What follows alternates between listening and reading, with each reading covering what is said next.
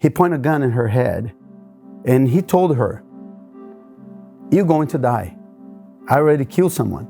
You have one chance to survive. If you tell me a phrase that makes me not kill you."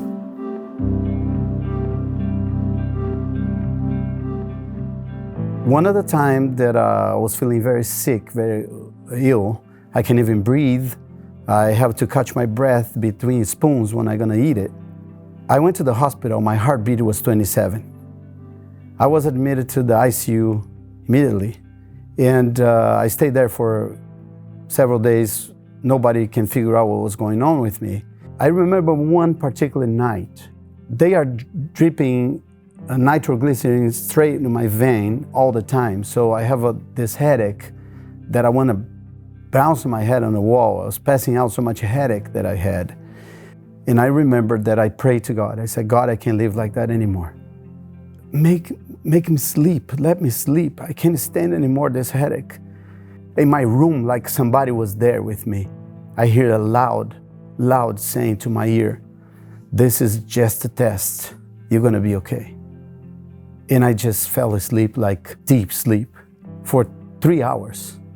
And I wake up again with the same headache again. And like a Joshua, that happened to me 3 times too. I was alone, just me in the room. "This is just a test. You're gonna be fine." I slept for another 4 hours. Deep resting sleep. Wake up early in the morning, same thing. Very strong headache. I cannot even move my head. Pray again, and same answer for the 3rd time. "This is just a test. You're gonna be okay." 2 hours later, 3 doctors are in my room talking to decide what to do with me. They don't know what was going on.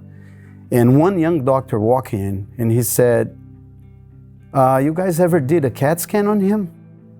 And they look at each other like, "Oops." And they decided to do a CAT scan. They found out that one of the prosthetic titanium tubes that I have in my artery came out of place and locked my artery, 100%, the artery that goes to my lung. I have a small left lung to today because of that. They took me to the surgery room, and I wake up like a new person after that, like nothing happened. God saved my life that night. Well, after that, being an elder in Azure Hills Church, I was responsible for the Bible studies. And I got across this group of people that just left jail. They came straight to Azure Hills asking for Bible studies. I asked them how they met God, how they got across to the gospel. I started to hear all those amazing different stories. And what I'm gonna share is one of the stories. It's not his real name, but I'm gonna name him Eric.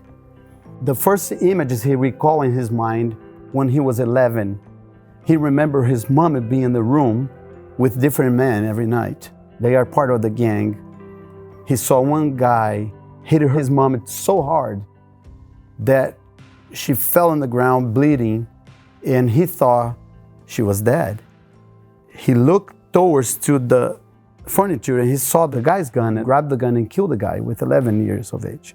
Nobody knew it was him. And he was telling me the story that he went to school, and one day the teacher did something to him that he didn't like too much. So he hid inside her car. And as soon as she went to the car, he pointed a gun in her head and he told her, "You're going to die. I already killed someone. You have one chance to survive. If you tell me a phrase that makes me not kill you." She looked at him and said, "God loves you."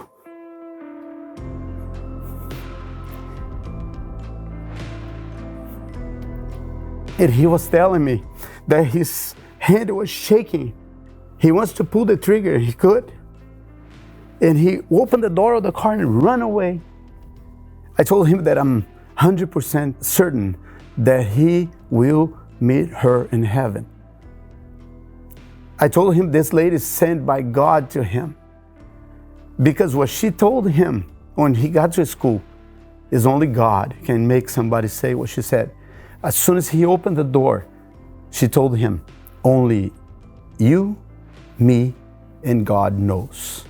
That's all she said. And he said, that's the first time I met gospel. He went up doing bad stuff after that and went to jail and got 20 years in prison.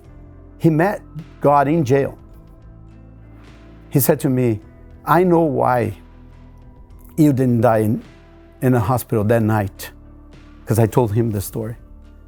He said, because I never gonna hear and accept it, what I hear and accept from you, from another person. Eric got baptized 2 years ago.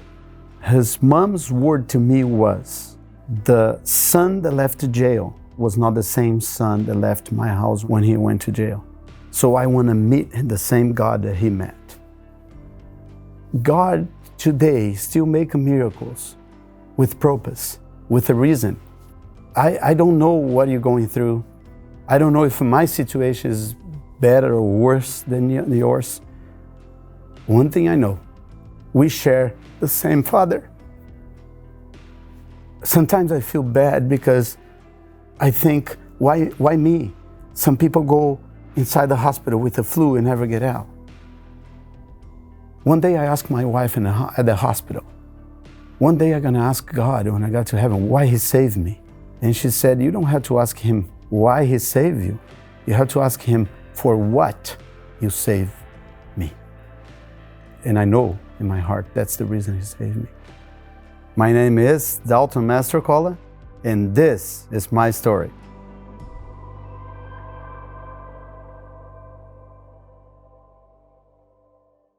I'm Pastor Tara Van Cross, and we're so glad that you've tuned into our Azure Hills Church YouTube channel. Please like and subscribe, and click on the bell so that you'll be notified every time we share new videos. We are so glad that you're here.